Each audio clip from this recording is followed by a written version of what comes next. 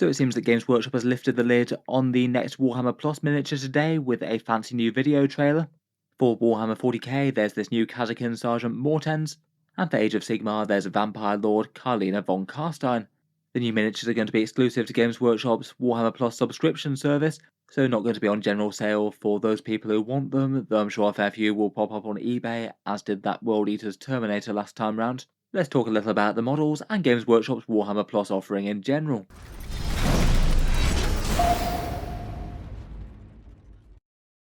Hello and welcome back to Auspex Tactics, where today we've got a small miniature reveal from Games Workshop, the new Cadian Kasrkin Sergeant that is the 2023 Warhammer Plus subscription miniature, now revealed in all their glory and not just a silhouette. I'm sure most of you watching are well familiar with Games Workshop's Warhammer Plus offering at the moment, Games Workshop's subscription service where you get a bunch of animations, these miniatures and a few other bits and bobs. Perhaps the most interesting thing for today is the miniature that you get included. In the past for 40k, this has been the Vindicare Assassin for Year 1, and then the World Eater's Terminator Azrak the Annihilator from Year 2.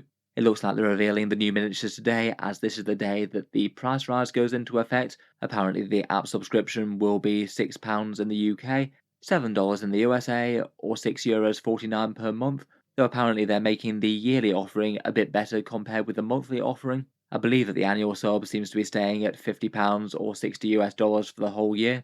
I guess that's now the equivalent of around about 3 or 4 months discounted, as opposed to just 2 months as it was previously. I guess that's fairly good news for people on annual subscriptions to the service, though the monthly ones just became a slightly worse deal.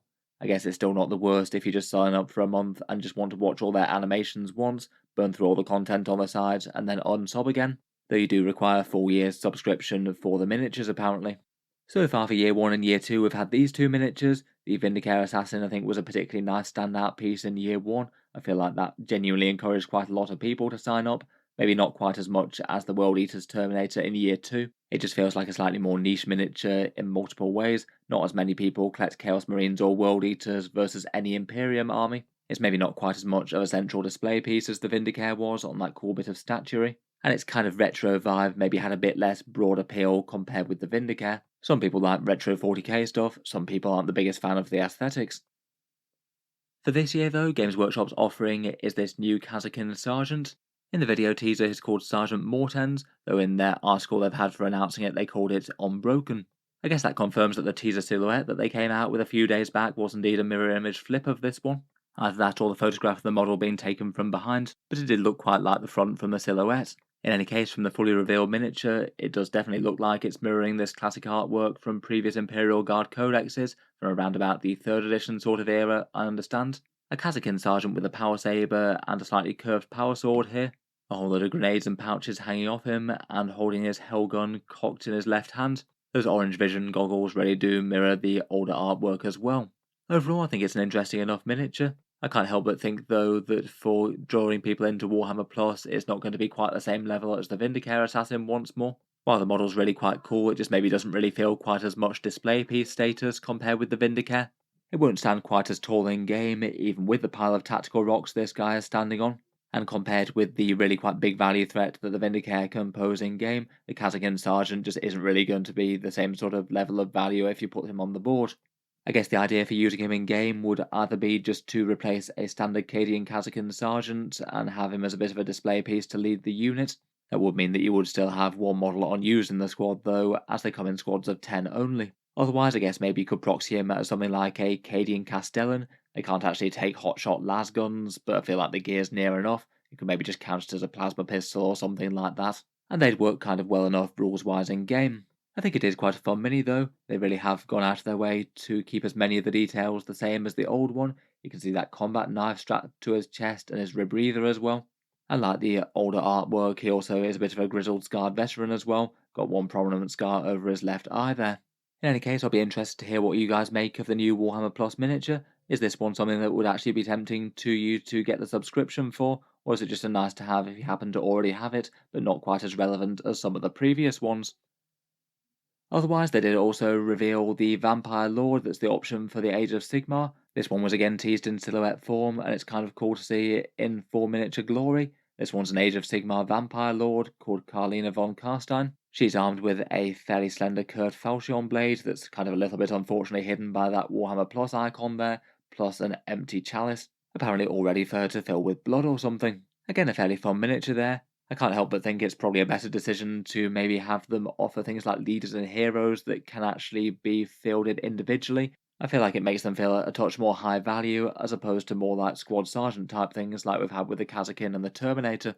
If you do want to pick up both of the miniatures, then usually the way is that you get one of them free if you're taking the full year subscription, and then you'd have to buy the other. The previous ones have been kind of standard Games Workshop character prices, around about the £25 mark or $38 US. They have varied a bit depending on size. Besides that, at the bottom of the article, Games Workshop just did a bit more plugging for the Warhammer Plus subscription service, and basically the face of the thing in 2023 compared with 2022. Front and centre were the miniatures, of course, and then they talked about their animations and digital media content, e.g. battle reports and their Lorebusters episodes and things. They have been teasing some new animations like that Pariah Nexus one. That one seems like it could at least be fairly interesting, and I feel like they have been doing at least a little bit more to try and make things like their battle reports and lore episodes stand out a bit. I feel like they're perhaps most interesting when they give us actual teasers of either new rules or new lore that hasn't been fully revealed yet. I feel like that's maybe a bit more of a selling point compared with all the very good quality battle reports and lore videos that you can find on YouTube. Otherwise, I feel like they've got a tough sell on those sort of things if you can just watch any of that for basically just free. I can't help but think at least a few people might be tempted to jump into the Warhammer app due to that Battleforge section. Generally, the reception to Games Workshop's own 40k army builder was fairly positive. I suspect a few people might be tempted enough to subscribe to Warhammer Plus as a result, though now Battlescribe's updated. I can't help but think that a whole load of people are probably just going to switch back to that again. There's a big difference between £50 a year or around about $2 a year. Finally, they announced there's a discount at their Warhammer merchandise store, apparently at 20% off at 2 different times in the year. This one unfortunately doesn't include all their regular hobby things though. It's not minis or paint gear or anything like that. This is their official merch store with a bunch of t-shirts, hoodies and a whole bunch of different clothing things, which might be of interest to some of you. I can't help but feel that that one feels just like a bit of an upsell really though, unless you're absolutely convinced that you're going to be getting, say, a Space Marine chapter themed t-shirt before. It's hardly likely to add to the value by spending more money on something that you might not have otherwise. Let me know your thoughts though. What do you make of the new Kasrkin Sergeant and the Warhammer Plus offering for 2023? Look forward to hearing your thoughts down in the comments. Would you consider it as worth staying in or joining up at £6 a month or £50 a year, or $7 a month or $60 per year? If you've enjoyed the video, then feel free to subscribe to Auspex Tactics. I'll certainly keep the regular 40k videos coming. I do tend to cover most news and releases, with new videos out just about every day. Finally, if you have been enjoying all the videos on the channel, I would just like to mention that Auspex Tactics does have a Patreon page as well, and you can find that linked in the video description if you'd like to help support. Channel patrons do get a fair few advantages, seeing certain videos early, regular votes to see what sort of things come next on the channel, and automatic entry into the regular prize giveaways with a chance to win some big model kits each month. If any of that sounds good to you or you'd just like to help support, the link is down in the video description. In any case, a massive thank you for listening, and I'll hope to see you guys next time.